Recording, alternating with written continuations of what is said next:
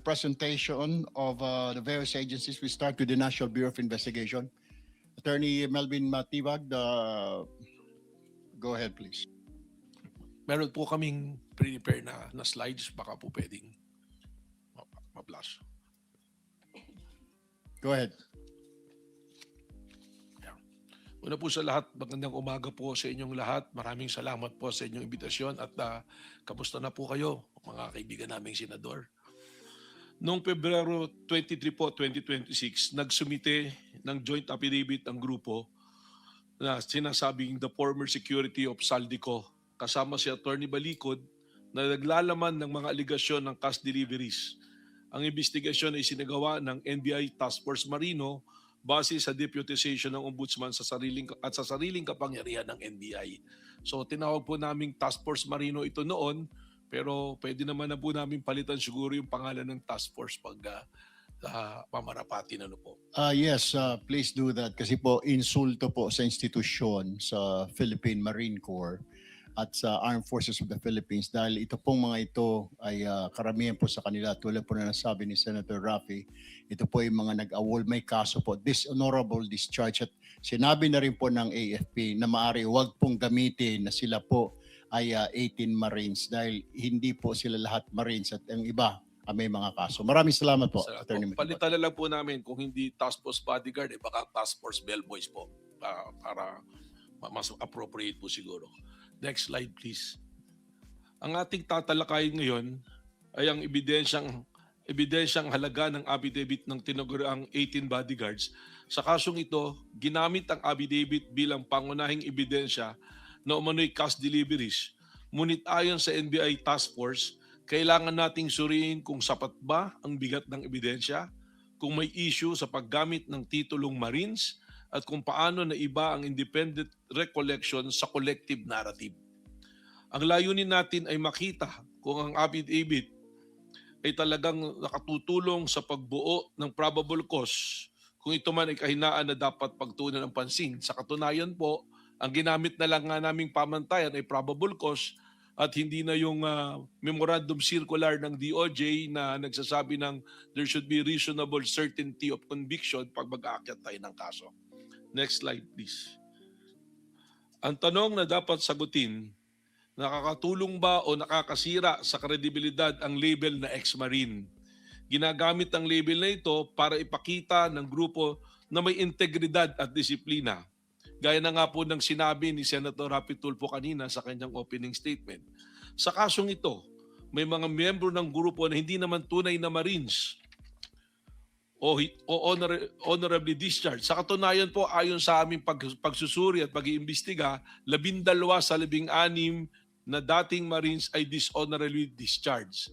At may mga miyembro ng Army at Reservists lamang o sibilyan. Kaya ang ex-Marine label ay automatikong nagbibigay ng kredibilidad na sadyang ginamit upang itaas ang kalidad ng kanilang sinasabing testimonya. Next slide please.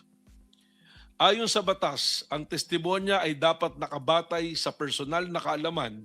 Kung ang testigo ay aktual na nakakita ng cash delivery, mas malakas ang ebidensya.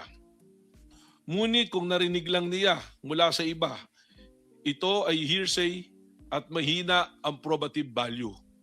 Ito po ay isang legal na provision. Testimony must be based on personal knowledge. Hearsay has a weak probative value. Sa report na lumabas ng aming pong task force, lumalabas na karamihan sa pahayag ng ay hearsay at 10 to 20% lamang ang base sa personal knowledge ng mga affiants. Halimbawa, may testigo na nagsabing sinabi sa akin ni Estrada na may cash delivery. Hindi ako mismo ang nakakita at hindi rin po nakita kung ano ang laman ng mga maleta. Base lamang sa sinasabi ng kanilang mga kasama o kung ano ang itinext sa kanilang group chat. Next slide please. Sabi ni 10 to 20% lang ang base sa personal na kaalaman. Halimbawa, may ilang testigo na nagsabing nakita nila ang bag, pero ang karamihan ay narinig lamang mula sa ibang miyembro ng grupo o executive assistant. Ang majority ng pahayag ay hearsay, kaya mahina ang ebidensya. Isang halimbawa ng pahayag ng testigo, sinabi sa akin ni Estrada na may cash delivery. hindi ako mismo ang nakita. Sa report na binanggit ng mga personal knowledge ng bawat applicant ay limitado. Ang natitirang assertions ay hearsay na. Next slide please. Walang dokumento. Ito na po, importante po ito para suportahan ng kanilang testimonya. Walang dokumento. Yung next slide pa po. Lack of corroboration. Walang dokumento, device, o physical evidence na sumusuporta sa mga aligasyon. Halimbawa, walang CCTV footages, resibo o cellphone records, wala po. Nagpapatunay ng custody. Ang ebidensya ay puro salita lamang, walang kasamang pisikal na ebidensya. Sa report kahit may subpoena, walang naipakitang original photographs, receipts o bank statement ang grupo. Ang absence ng documentary evidence ay hindi lamang kahinaan, kundi direct failure to comply with the legal directive. Binigyan po namin sila ng sufficient time para magsumite ng mga corroborative evidence, testimonya man o material evidence or physical evidence. Wala po silang isinumite. Next slide please. Ang laman ng bag ay kadalasang hinuhulaan lang, hindi aktual na nakita. Halimbawa, sinabi ng testigo na mabigat ang bag, kaya pinaniniwalaan nilang pera ang laman, pero walang aktual na pagtingin o pagbubukas ng bag. Sa report ng 12 sa 18 appliance, hindi nakita ang laman ng maleta at umaasa lamang sa bigat, code word na basura o sinabing executive assistant. Ang corpus, ang elemento o ang kas mismo ay hindi napatunayan na independent evidence. Kung maalala nyo po, may mga lumabas noon na affidavit na naunang inilabas sa media na sinasabi nila kaya na lamang pera, merong mga nasa active duty pa na PNP na binuksan at kumuha ng pera. Pero nung isinumiti na po sa ombudsman yung affidavit, wala na po yun. Hindi na po binanggit yun doon sa kanilang affidavit na isinumiti sa ombudsman. Ang mangyari po rito, parang nagpapalit-palit palagi ang sinasabi doon sa affidavit hanggang po nung huling nagkaroon ng pagdinig po dito. Next slide please. Ang affidavit ay hindi dumadaan sa cross-examination. Kaya mas mababa ang bigat nito kumpara sa testimonya sa korte. Halimbawa sa affidavit, hindi natatanong ang testigo ng kabilang panig. Sana po ito nga yung pagkakataon na magkaroon ng paghaharapan. Kaya hindi masusuri ang katotohanan ng pahayag. Kung may maling impormasyon, hindi ito agad mahihiwatigan. Sa report, binanggit na ang affidavit ay ex parte coordinated at hindi subject sa cross-examination. Ang Supreme Court na po mismo ang nagsabing ang coordinated testimony ay may diminished weight. Next slide please. May mga impormasyon na dumaan pa sa 2 o higit pang tao bago makarating sa affidavit. Halimbawa, ang isang miyembro ay narinig lang mula sa ibang miyembro na may cash delivery, tapos isasama sa affidavit, lalong humihina ang kredibilidad ng ganitong pahayag dahil hindi ito direktang karanasan. Sa report, maraming assertion ang galing sa group, Viber chats o sa executive assistant, hindi sa sariling karanasan ng applicant. Ang hearsay ay inadmissible at walang independent probative weight. Double hearsay pa nga po. Narinig sa ganito, pinasa sa kanila.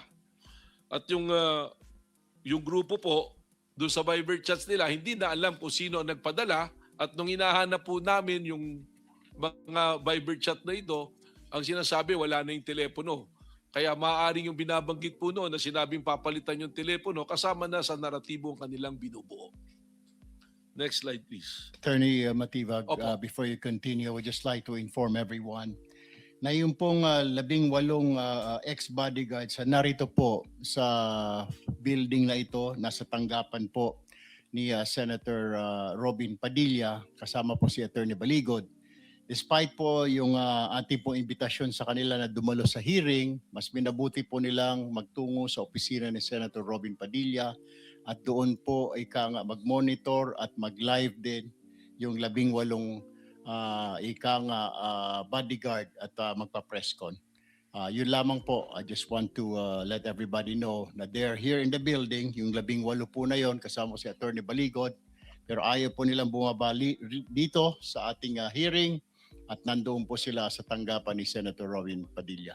Continue, Attorney Mr. Chair. Matigot. Yes, go ahead, Sen. Mr. Risa. Mr. Chair, for the record lang po, bagamat ito pong dinadaos natin ngayon sa pamumuno ninyo na Blue Ribbon Committee ay meeting, pero inaasahan ko rin po na iimbitahan ng chair itong 18 ex-bodyguards sa hearing kapag fully constituted na yung committee. And dapat po hindi nila baliwalain yung imbitasyon ng komite. Dahil pag ginawa pa nila po iyon, magiging subject po sila sa subpoena and show cause order at higit pa mula sa komite. Salamat po, Mr. Chair. Noted po, Senator Ontiveros, gagawin po natin yan. Pero for now kasi, ang ginawa po natin ay inimbitahan lamang natin dahil ito po ay isang meeting lamang, organizational meeting po ng Blue Ribbon Committee. Kaya po hindi po natin mapapwersa yung mga yon, pero inimbitahan po rin natin gayon pa man nung pong Miyerkules para walang masabi po yung kabilang grupo, yung minority bloc na iniiwas po natin at ayaw natin sila imbitahan. So for the record po, nabanggit po kanina ng Secretary at inimbitahan po ang 18 na ito kasama po si Attorney Baligod. Subalit po hindi po sila at nagpahayag na po sila kani-kanina lamang na hindi po sila bababa rito bagkus sila po ay bisita ni Senator Robin Padilla. Mr. President, Mr. Chairman, just for the record, baka kasi hindi naintindihan masyado ng ating mga kababayan. Kaya ito ay hindi hearing at ito ay committee meeting, consultative meeting, ay dahil kinikilala natin na hindi pa nahahalal ang lahat ng membro ng Committee on Public Accountability. At dahil hindi pa nahahalal lahat ng membro, hindi pa constituted ang committee. Although the chairperson has been elected and the chairperson, as legislative practice will reveal, has from time to time been allowed by practice to hold consultative meetings, even if there is no quorum, even if the committee has not been fully constituted. Empowered to appoint the vice chairman. And also, yes, that is correct, is empowered to designate a vice chairman. So in the meantime, because we have not, out of respect for our colleagues in the minority, dahil hindi pa nako-constitute, hindi pa sila hinahalal, ay hindi natin tinatawag itong, o hindi natin isinasagawa ang hearing. This is in contrast to the previous bogus hearing last Thursday, wherein the Blue Ribbon Committee precisely had been declared vacant, and even before we removed the Senate President, former Senate President, they already sent out notices for that June 4 hearing, which again is an indication of their disregard for our rules in the Senate. Kaya just for the record, Mr. Chairperson. Thank you for Mr. that Chair. clarification. Go ahead. Dagdag lamang po dun sa sinabi ni Vice Chair Kiko, Mr. Chair. In fact, dun sa bogus hearing, nagpakita at nagsalita yung 18 ex-bodyguards at saka si Attorney Baligod. So, although of course I submit to what the chair has said na hindi naman sila mapipilitang dumalo dito sa ating meeting bilang mga guests, I think loss po sa kanila na hindi sila humarap sa committee hearing na ito para matanong din natin na ibang mga senador and yung mga miyembro, magiging miyembro ng committee once constituted dahil naghanda rin po tayo ng mga tanong sa kanila. Just for the record, Mr. Chair. Salamat po. Mr. Chairman, just to emphasize na yung June 3, klarong-klaro na noong dineclare all seats vacant, ang inelect natin as chairman of the Blue Ribbon Committee ay no other than Senator Erwin Tulfo. So siya lang ang may karapatan na tumawag ng ganitong consultative meeting at siya lang ang may karapatan para mag-issue ng mga invitations through the Blue Ribbon Secretariat. So let me just put that on record. Thank you, Mr. Senate Pro Tempore, Acting President Win Gatchalian. Go ahead, Attorney Matibag. May I approach po? Please. There's an important thing that I Oh, want go to ahead relay po. po. Sa inyo po. Pwede Go po ahead akong po. lumapit dyan. Because I cannot see. 1 minute suspension.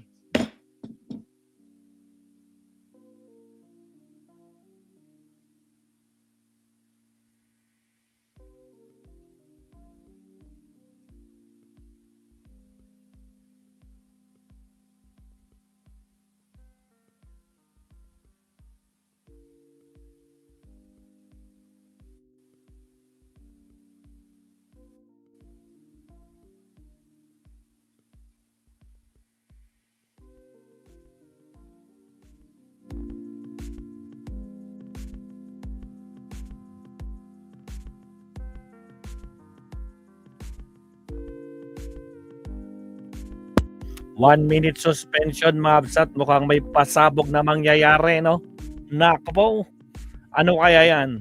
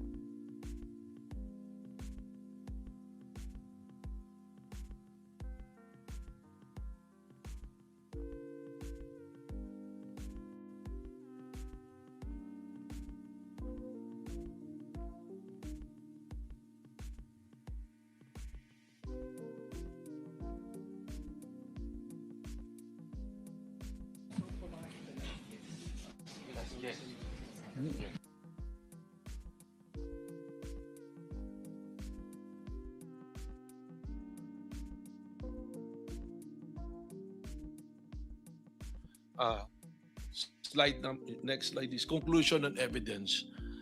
Sa kabuuan, hindi sapat ang affidavit para magpatunay ng probable cause. Kahit marami ang nagsalita, kung walang independent evidence, mahina ang kaso. Ang affidavit ay hindi sapat na basihan para mag-file ng kaso. Sa report, binanggit na kahit hearsay ay pwedeng gamitin sa preliminary investigation, pero dapat ay may substantial basis. Nawala sa kasong ito. Ang assertions ay uncorroborated at ang mga affiant ay hindi nakakita ng material facts. Next slide, please. Public representation. Balik po tayo ron sa pag-label nila ng 18 Marines. Ipinakilala ang grupo bilang 18 Marines na parang may dagdag na integridad. Halimbawa, ginamit ang label na ito sa media para palakasin ang kredibilidad ng grupo kahit hindi naman miyembro ay tunay na Marines. Sa report, lumabas na may Army Reservists at Civilian at sinama sa grupo ang popular narrative na Marine Honor Code ay hindi tugma sa aktual na record. Katunayan, nakita na natin ang AFP at ang Marines naglabas na ng pahayag na huwag silang tawaging 18 Marines. At pag hindi po honorably discharged, hindi po makukonsidera na sila ay napabilang sa Marine Corps. Next slide, please. Next slide. Actual composition. Sa totoo lang, ilan lang ang honorably retired. Ang iba ay discharged o hindi talaga Marines. Halimbawa, sa breakdown ng NBI, 3 lang ang honorably retired. 12 ang dishonorably discharged at may RB reservist at civilian. Karamihan pa po rito ay merong mga naging kaso at merong isa na merong pang patuloy na dinidinig na kaso. Ang popular narrative ng Marine Honor Code ay hindi tugma sa actual na record. Ang Philippine Marine Corps mismo ang nagsabing karamihan ay dishonorably discharged at maikli lamang ang serbisyo. Meron po rito 10 buwan lang na nagserbisyo sa Marine, nag-awol na po. At ang karagdagan po rito, para tawagin sila na Marines, matagal na po yung ibang wala sa Marine Service bago po na-recruit ng grupo po ni dating Congressman Saldico. Next slide please. Effect of credibility. Nagkakaroon ng maling akala na lahat ay may mataas na integridad dahil sa titulo, kahit hindi naman totoo. Halimbawa, ang publiko ay naniniwala na ang grupo ay may marine values, pero may mga miyembro na may record ng misconduct o hindi naman tunay na Marines. Sa report mismo ng Philippine Marine Corps, ang nasabing karamihan ay dishonorably discharged at maikli lamang ang serbisyo. Ang invocation ng Marine Honor ay walang institutional basis sa grupo na ito. Next slide please. Legal impact of title Marines. Sa korte, ebidensya ang malaga, hindi ang label o titulo. Kahit pa ex-Marine ang tawag, kung walang sapat na ebidensya, hindi ito magpapalakas ng kaso.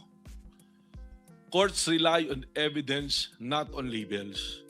Sa report, binanggit na ang invocation ng Marine Honor ay walang institutional basis sa grupo. Ang Supreme Court ay nagsabi ng probative value ay nakasalalay sa personal knowledge, hindi sa titulo o sa label. Next slide please. Independent recollection. Ang tunay na malakas na ebidensya ay galing sa sariling karanasan ng testigo. Halimbawa, kung ang testigo ay aktwal na nakakita at nakaranas ng cash delivery, mas malakas ang pahayag. Sa report, may ilang apayant na nagsabing nakita nila ang cash, pero karamihan ay umasa lamang sa kwento ng iba. Ang logistics ng operation ay corroborated, pero ang core allegation na cash ay laman ng maleta ay madalas na hearsay lamang. Next slide please.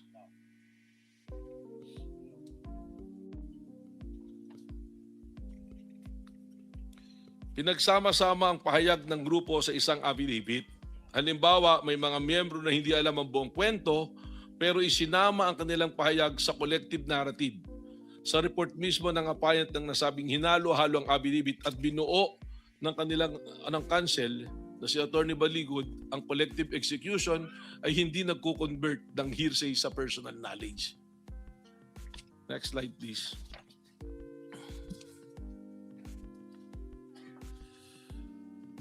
May palatandaan ng koordinasyon ng group discussions, shared preparation. Halimbawa, bago gumawa ng affidavit, nagkaroon ng group meeting para pag-usapan ng mga sasabihin. Sa report na binanggit na ang affidavit ay produkto ng collective briefing, common housing at council assembled content, ang apayant ay house sa council unit na may real-time coaching interview. Anong ibig sabihin po nito? Meron pong testimonya doon na November pa lang magkakasama na sila. At inilabas po yung testimonya February. Ang ibig sabihin po nito, bumuo sila ng naratibo. So, ang nangyari po kasi rito, yung si Buduan, siya ang nilapitan ni Atty. Baligod. Please take note na hindi po sila ang lumapit kay Atty. Baligod, kundi si Atty. Baligod lumapit kay Buduan. At si Buduan ang nag-recruit ng mga sasama po rito. Ano pong palatandaan itong na-coordinated? Sinasabi naman nila lahat sila nanggaling doon sa White Plains. Doon po sila, magkakasama po sila. Tapos may umamin din na may nagbibigay ng pera, parang allowance, si Atty. Baligod. Kung tutuusin nga po sa aming mga abogado, ito po ay violation ng Code of Professional Responsibility and Accountability. Sapagkat bilang isang abogado ka, hindi ka maaari dapat magbigay ng financial consideration. Papasok po ito sa tinatawag na champertibus contract na maaaring meron kang inaasahang kapalit sa pagtulong mo sa iyong abogado. Magkaiba po ito doon sa tinatawag na contingent basis na agreement ng pagiging abogado. Sinabidad po mismo, halimbawa, specific example, that Baligod suggested to Buduan that 18 should stay in Baligod's residence. So inoffer po talaga yung tirahan. Meron po talagang pag-aalok na pumunta ro. At si Buduan po is one of those who are dishonorably discharged. Ang kaso po niya rito, corruption Dito si Buduan, siya po ay isa kasama doon sa volunteer doon sa Golan, yung peacekeeping po na pinadala natin. So meron po kaming, halimbawa lang po yun, ang NBI po ay may record, service record ng lahat po ng 18 ito. Next slide please. Legal implication. Ayon sa batas, kapag coordinated ang testimonya, bumababa ang probative value nito. Halimbawa, kung pare-pareho ang wording ng affidavit, maaaring indikasyon ng coaching o collusion. Coordinated testimony reduces probative value. Sa report na binanggit ng Supreme Court na doktrina ng coordinated testimony ay may diminished weight. Ang collective narrative ay hindi reliable marker ng independent testimonial reliability. When multiple witnesses function like synchronized recorders, the testimony fails the test of personal knowledge and perception required under Rule 130, Section 37 of the Rules of Court. Because the court cannot determine where the real observation ends and the script begins. The probative value of the synchronized statement are discarded entirely. Ito po ay decided case na ng Supreme Court sa People versus Centeno. The Supreme Court explicitly stated that perfect symmetry among testimony does not inspire belief. Instead, it breeds suspicion that the testimonies were rehearsed or concocted. Next slide, please. Key distinction between independent and collective. Attorney Independent- Matibag, Opo. sorry for interrupting. How many more minutes do we have? I'm about to wrap up. 3 slides na lang po. Okay, thank you. Independent, malakas na ebidensya. Collective, mahina. Ang independent recollection ay personal na karanasan, samantalang ang collective narrative ay pinaghalo-halong kwento ng grupo. Sa report, lumalabas na ang logistics ng operation ay corroborated, pero ang core allegation, nakas ang laman ng maleta, ay madalas hearsay lamang. Next slide, please. Integrated findings, weak evidence, misleading title, non-independent testimony. 3 issue. Mahina ang ebidensya. Misleading ang title at hindi independent ang testimonya. Ang affidavit ay hindi sapat. Ang ex-marine ay misleading at ang testimonya ay coordinated.